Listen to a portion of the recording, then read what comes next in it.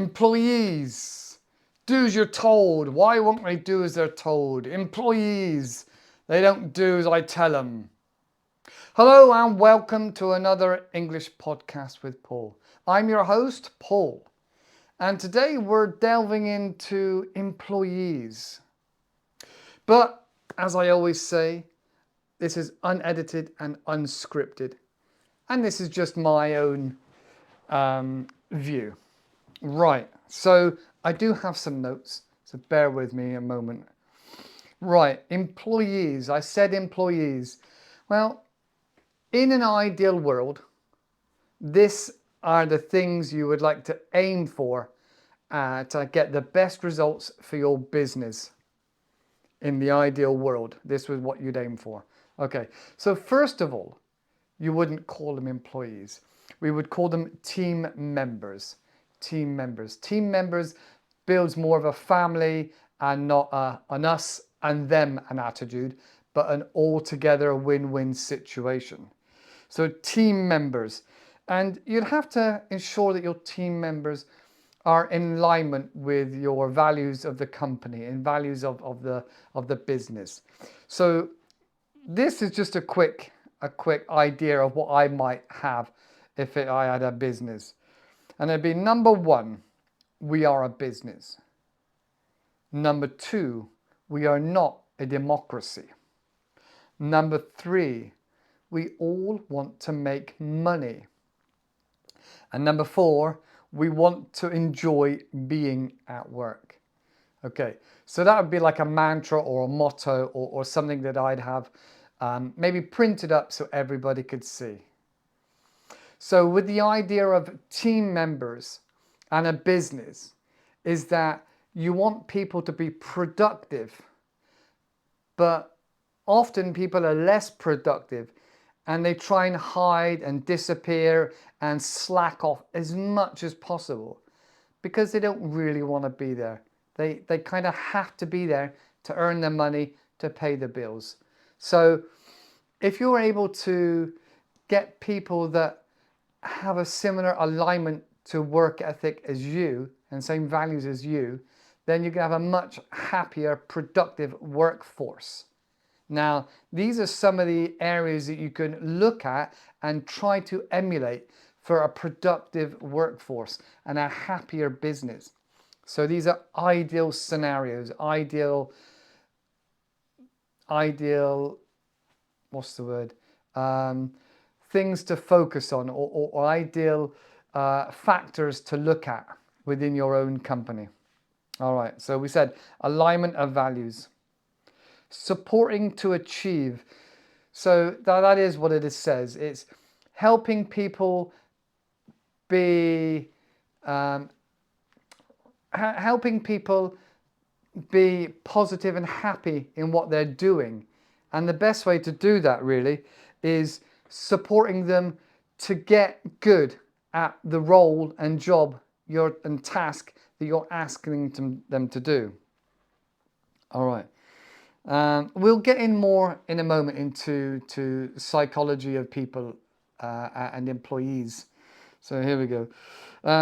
Desire to know and remember the team member. So actually remembering somebody's name in your team goes a long way. I know it sounds obvious, but many companies, you're just a number. And feeling like just a number, you don't want to be involved. You don't want to give any extra. You're not going to stay a bit longer. You're not going to be happy feeling like you're valued for your efforts. So trying to really engage and understand and know every member of your team can really help to get the support and the help you want to reach those targets, and also for them to feel part of this team and give a bit extra. And it works both ways. We'll get onto that more in a moment. All right. Respecting the voice of the people, with such things like an open door policy or a suggestion box, and actually listen and value people, because sometimes they see something that you don't see within your business and they could potentially help you save money, save costs, but yet still make the business more money. And something like that should be incentivized. Okay. Bad day forgiveness. So that's kind of obvious. Everybody has a bad day sometimes. And being able to forgive and let go as if it was your family member is definitely a way of securing some loyalty and some compassion from your staff. You know, you're going to have bad days and they're going to have bad days. Right. Tell, show, observe, feedback. So the best thing and the best systems that work are ones that have a simple structure to them, like McDonald's, for example. All right, it's the same burger in every McDonald's all over the world. All right, so if you tell somebody how to build your product or the part that they're expected to do, and then you tell them how to do it, then you show them how to do it, then they do it and you observe them, and then you have a feedback loop of, okay, you nearly got it right, do it this way, and then you'll have it. And then you observe them doing a few more, and then every now and then, maybe a week later, maybe 6 weeks later, something like that, you have this feedback loop. All right, and write it down for everybody. Okay, you know how to do this, you know how to do that, you know how to do that. So then if that person goes away on holiday or leaves, it's written down and somebody else can jump into that role. And if everybody knows how to do everybody else's job to the way that you specify that, because it's written down or there's pictures of it, then that creates a more open, natural environment where people can see what is expected of them. All right. Learn every aspect of the role and do it sometimes. So even as a manager or you know, a CEO, it's good sometimes to show that you're willing to clean the toilets. You're willing to stock the shelves. You're willing to do the jobs that everybody else is doing. That way you garner the respect from the team members that you're all looking to achieve the same goal and you're just the same as they are. You're just another cog in the wheel of this efficient business. So show them that you're willing to do the same. All right. There's nothing worse than somebody up above telling you to do your job a different way or that you're doing it wrong. And you've never seen them. You don't even know who they are. And you don't know if they've ever done the thing themselves. Okay. Offer clear milestones and path progression. Earn more money, value. So if you have milestones within your company, not just of time served, but in quality and quantity, then people are going to strive towards that, and that's going to offer them more value. I always recommend or think it's well worthwhile having a bonus scheme, an incentive scheme. I think that's the next one. Revenue linked and bonus scheme with visual updates. So as it's a team, every member can be accountable and see other members that their money from what they're earning from the business is constantly being updated. And so if you have, for example, a target to get a set amount done by the end of the day, and if you meet that target, then the overall profits for the staff are going to be increased, and it's visual. They might say, yeah, okay, we'll work an extra hour.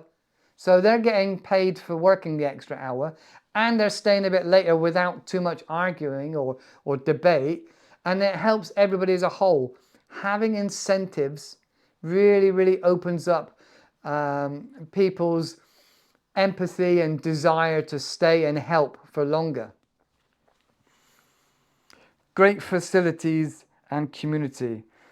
So this kind of feels a bit obvious, but if you have a really good canteen with a really good vending machines or fresh food being cooked, and lots of good toilets, maybe other facilities that are offered as well, maybe showers offered and things like that, it really makes it a much better place to be for everybody.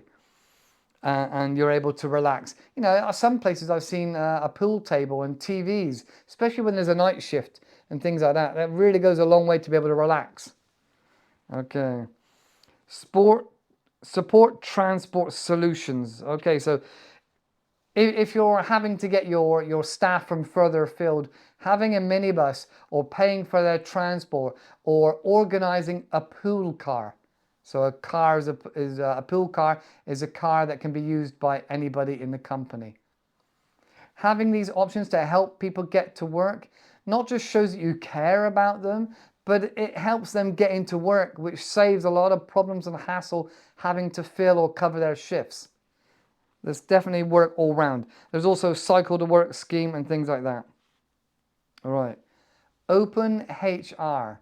So either a community-based HR or a really open HR where people are able to help one another with whatever issues there are. You want to be helping people to come to work, helping people with childcare or other issues they have. So the more you're acting as a family and a team and showing that you care and that you want them to come to work by offering them to use the work car or offering to give them childcare vouchers or having a nursery at your employment really goes a long way.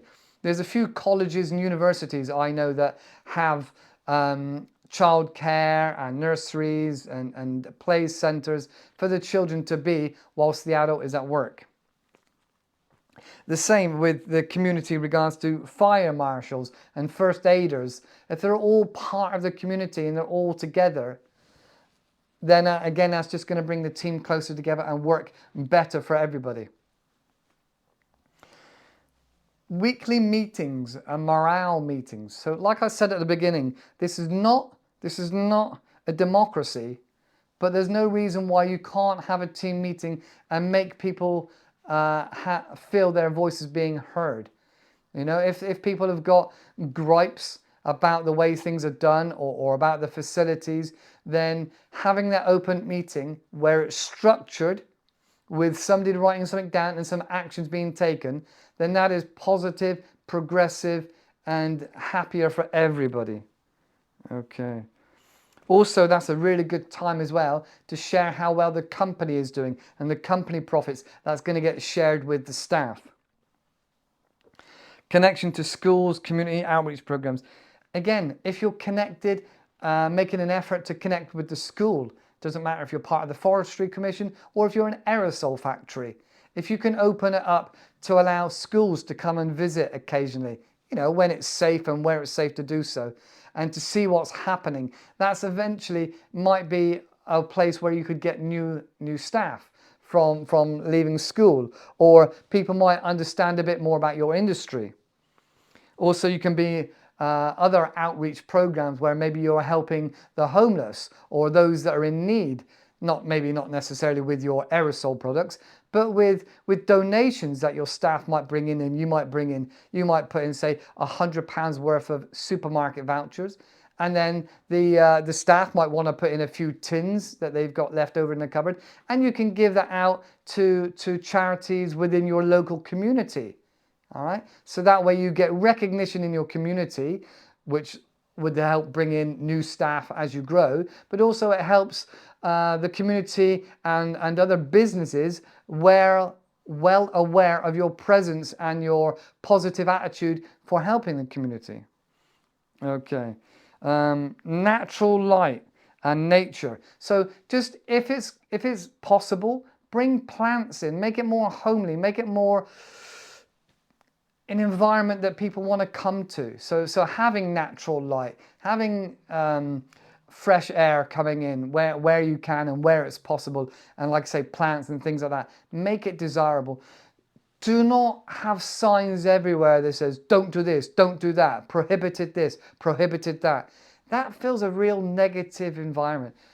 It is much better to be the other way around. You're going to get much more productivity if it's a happy, warm, loving place with messages on the wall that say, smile, your team member, it cheers up your team members, you know, or what's the joke of the day? Something that produces a positive, happy outcome for your team. Food and financial support systems. So like I said, with the outreach programs and the charity programs. You can do the same within your company with the team members. You can pull together for those that are struggling financially at home by offering budgeting workshops or advice. You can offer food and cooking and even offer vouchers, maybe free vouchers for the supermarket for food for those that are struggling. You want people to come to you with their problems, because if you can help them with their problems, they're going to work harder and longer for you. They're going to be much more loyal to you if you can help them. Sports teams, social gatherings, picnics, barbecues.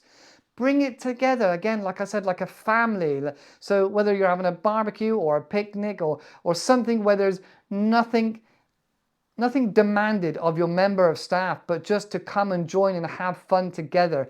Maybe at a local park, maybe play a couple of games of football, meet other family members. You know, it's always good to network and to invest in your team on a social level. That way that when you see them again in the corridor, you can say, oh yeah, how's your child? How's they doing with this? How's that? They were really great. It really makes the team more cohesive and work better and effectively. Education programs, NVQs, diplomas and degrees. So why not? Why not have a program where people can get a degree? They're going to stay with you longer if they're going for a degree and you're helping them by working 1 or 2 or 3 days a week in your business. Why can't you help somebody get an NVQ or diploma in another industry? They might leave you, yes, but they'll still remember the fact that you helped them. And if they leave that career and miss it, they can always come back. And they'll tell their friends about it. So no matter what the industry they want to learn or grow or move to, you're still helping them because they'll remember that. They'll come back, they'll tell other people how good you are, and that'll just constantly foster really good relationships and really good energy for your company. Health and safety protection systems, accident insurance. So there's no reason why the staff, the team members shouldn't have free accident insurance. Accidents happen. We are human. Things break. People are tired. It happens. So free accident insurance, not going to cost the company a lot, will go a long way again into feeling like the company cares about its employees. And again, it just constantly breeds loyalty. What else? Health and safety and protection system. If it's recommended or suggested, or even if it's just something that's an extra precaution, it's obviously going to be better than not having it. Health and safety is very serious for a lot of people. It really affects their lives. And it goes to show that you care again. Another one I've heard about, I'm not so sure about, but I've heard about not having policies that you must abide to and adhere to, but having a more common sense approach. You know, if somebody says that's probably a little bit dangerous, then common sense would prevail that maybe there should be something around it. There should be some safety measures involved. But common sense and giving your members that, instead of having a nanny state of telling them what to do, don't do this, don't do that, don't do, you're giving them the ability to act as an adult and be responsible for themselves is much better to give them that use of their own common sense. Like for example, in Netherlands, there's canals everywhere, and some places there's no railings. So if you're walking along and all of a sudden you're wet and you're up to your neck in water, you've not paid attention and you've walked into the canal. It's about adults taking responsibility for themselves and using common sense.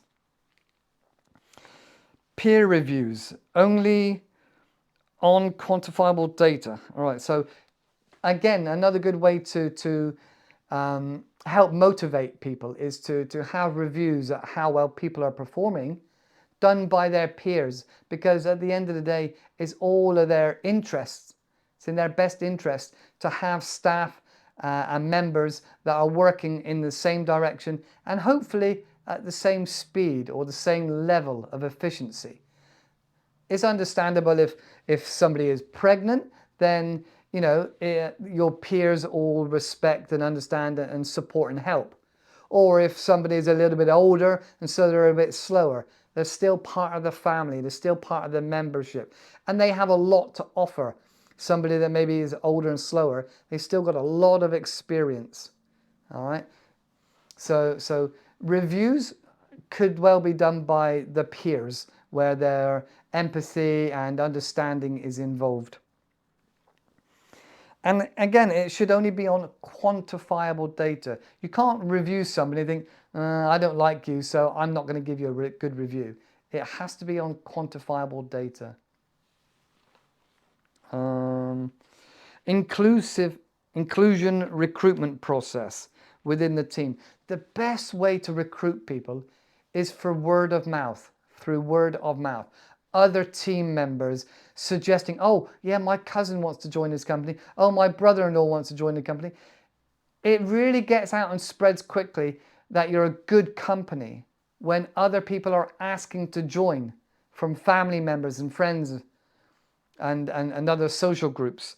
So it's much better to have a recruitment process that is not vetted, but supported by your team members from the get-go, from the very first interview or conversation, and bring them into the environment so they can meet people, ask questions, get a feel for the place. There's no point in bringing in somebody that doesn't want to be there just because they need a job. So that will be felt out and understood by all the other members that are speaking and getting to know this potential new recruit. Okay. People will want to join and stay with you, save money. So when people come to your company because of word of mouth and you offer them all these things, all these amazing things where it really does feel like a family and they're all getting a share of the profits, not all of the profits, obviously, it's not a democracy. They're all getting a slice of the profits. They all work together for the same goal, and that's to make money. Everybody wants to make money to make their life better. And as long as you're open and you can discuss and you're fair, then people will give you lots and lots of loyalty. And the more loyalty you have, the less recruitment you have. The less recruitment you have, the less downtime you have or overworked staff you have. All right, so it's cost effective to have a really good, happy working environment because people won't be leaving and costing you money for all the training and the time and the energy to bring in the enough staff you need to run the business. So a happy, productive staff makes money for everybody. So that's my opinion on how to run a business and keep staff, employees, or even family members happy, content, and working strong and effectively as a cohesive team. Obviously, this is in an ideal situation, and not everybody has the same budget or the same ideology. So that's just my thoughts.